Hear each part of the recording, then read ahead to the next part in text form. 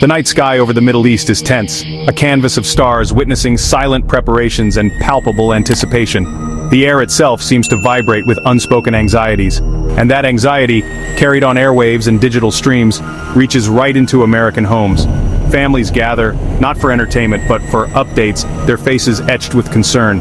News flashes show missile tests, fiery plumes against the dark, a stark reminder of the destructive power at play.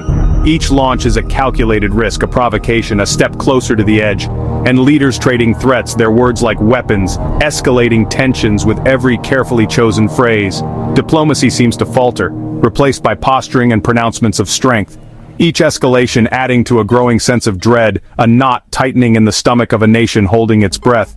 The news cycle becomes a relentless barrage of worrying updates. For families at dinner tables, the fear is personal. It's no longer an abstract concept on a screen, but a looming presence at the heart of their lives. Will there be another war? What does this mean for our future? These questions hang heavy in the air, unspoken fears shared between parents and children alike. This isn't just politics, it's about the safety of loved ones, the well-being of children, the preservation of a way of life. It's about protecting what matters most, and the uncertainty of tomorrow, the feeling that the ground is shifting beneath our feet, leaving many feeling vulnerable and exposed. Every new cyber attack, a silent invasion of our digital lives, eroding trust and creating new vulnerabilities. Or naval standoff deepens the unease, a tense dance on the high seas, a reminder of the potential for miscalculation and unintended consequences. Leaders talk tough, projecting strength and resolve, but their words often ring hollow in the face of such complex challenges. But for most it sounds like a prelude to disaster, a grim forecast of what might lie ahead, fueling anxieties and deepening fears. The fear isn't just about war itself, the immediate devastation and loss of life, but the unknown consequences, the ripple effects that could reshape our world in ways we can't yet imagine. Lives lost, families broken, economies shaken, the potential cost is almost too much to bear. As the world watches and waits, holding its collective breath, hoping for a peaceful resolution, the storm of uncertainty feels closer than ever, the dark clouds gathering on the horizon, threatening to unleash their fury. Tonight, the nation holds its breath, a quiet stillness settling over the land as families huddle together, hoping for peace but bracing for what may come, praying for a brighter future, but preparing for the worst. Recent polls show Americans are deeply worried about a military conflict with Iran. This concern crosses party lines. Democrats, Republicans, and independents all share a sense of anxiety. Most Americans favor diplomacy over military action, wanting leaders to talk, not fight. The public's call is clear. Explore every peaceful option before considering war. Memories of past conflicts fuel this caution. People remember the costs and want a different path. The message to policymakers is unmistakable. The nation is watching and it wants peace. In a world of loud voices, the quiet majority is urging restraint and dialogue. Behind the poll numbers, beyond the statistical data, lies a deeper story. Are real people grappling with genuine anxieties and very real fears about the future? These aren't just abstract concerns, they're the worries that keep people up at night. They are the concerns voiced at dinner tables across the nation. An Ohio teacher dedicated to shaping young minds says with palpable emotion, "I can't bear the thought of another war.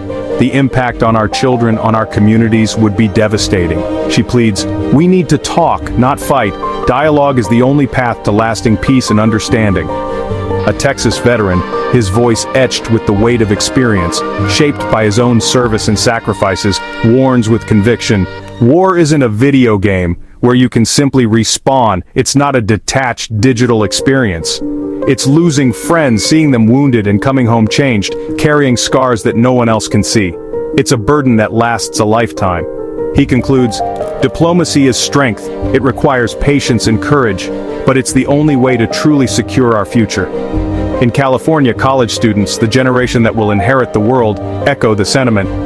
"We've grown up with war, with constant conflict dominating the headlines. It's all we've ever known. We want to build bridges, not drop bombs.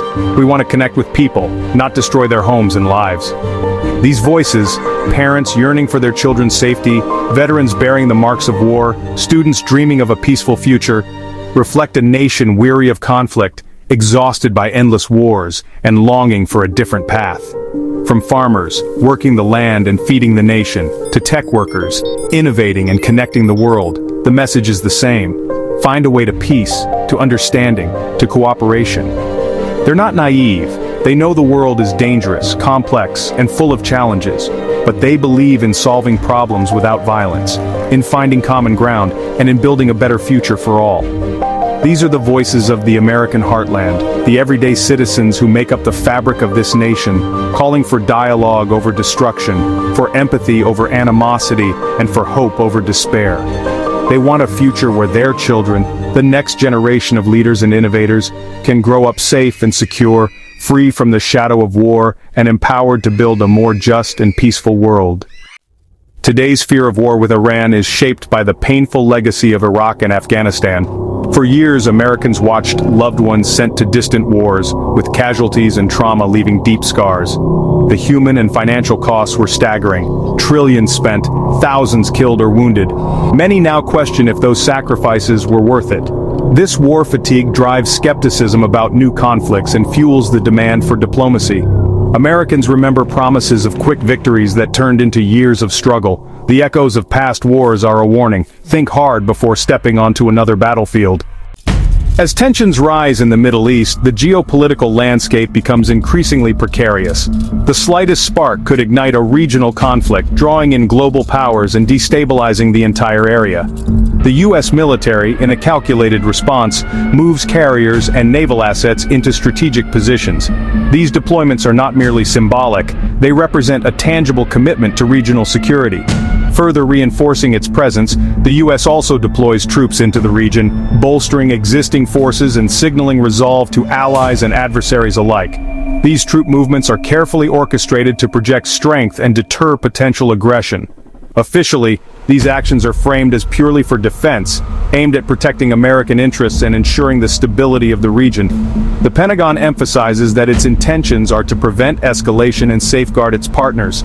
It's a show of strength, a carefully calibrated display of military might meant to deter aggression and prevent any miscalculation by potential adversaries.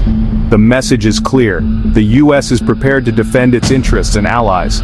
But many fear that this buildup, while intended to prevent conflict, could inadvertently spark the very conflict it aims to prevent.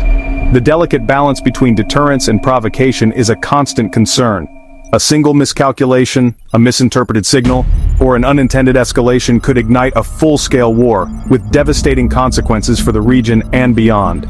The stakes are incredibly high. In this tense environment, defense and offense are separated by a thin line, blurring the distinction between protecting national interests and initiating hostilities. The margin for error is razor thin. The military is ready, poised to respond to any threat, with troops trained and equipment prepared for a wide range of scenarios. Readiness is paramount in this volatile situation, but leaders know that a conflict with Iran would be unpredictable, unlike previous engagements in the region. The complexities of the Iranian military and its regional influence present a unique challenge, and such a conflict would be incredibly costly, not only in terms of human lives but also in economic resources and long-term stability. The potential ramifications are staggering. Iran's evolving military capabilities, including its missile program and naval forces, make this a far more complex challenge than past wars in the Middle East. A new approach is needed. The public's concern is real, fueled by the potential for a protracted and devastating conflict. People are worried about the safety of their loved ones and the future of the nation. The paradox is that preparing for war, while intended to deter aggression, can inadvertently make it more likely by escalating tensions and creating a self-fulfilling prophecy.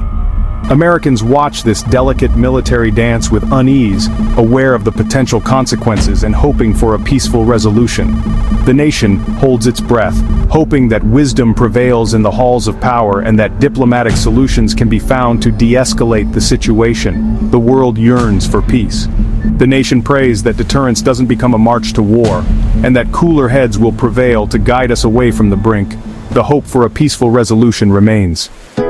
Amid the rising tension, there's a persistent call for diplomacy and de-escalation. The U.S. says its primary goal is negotiation, not conflict or further escalation, seeking a new deal with Iran, a return to the negotiating table. Allies, especially in Europe, push strongly for dialogue, fearing the potentially devastating global fallout of war. Years of deep mistrust make talks incredibly difficult, with hardliners on both sides deeply skeptical of compromise. Still, the public overwhelmingly wants leaders to prioritize and try diplomacy first and foremost. The stakes are exceptionally high. Peace could finally stabilize the volatile region, while failure risks a widespread catastrophe. The monumental choice between war and lasting peace is being carefully weighed now. The world hopes leaders choose the difficult but necessary path of dialogue. Today, public opinion is shaped as much by social media as by traditional news. Young Americans raised in the shadow of endless wars use digital platforms to organize and demand peace. Hashtags like #NoWarWithIran amplify their voices, creating a global conversation. But misinformation spreads just as quickly, making it hard to separate fact from fear. This digital activism is powerful, but also risky. Panic can go viral. The nation stands at a crossroads. War is a familiar path, but peace, though uncertain, offers hope. The new generation's call for diplomacy is loud and clear. The choice we make now will define our future. What path will we take?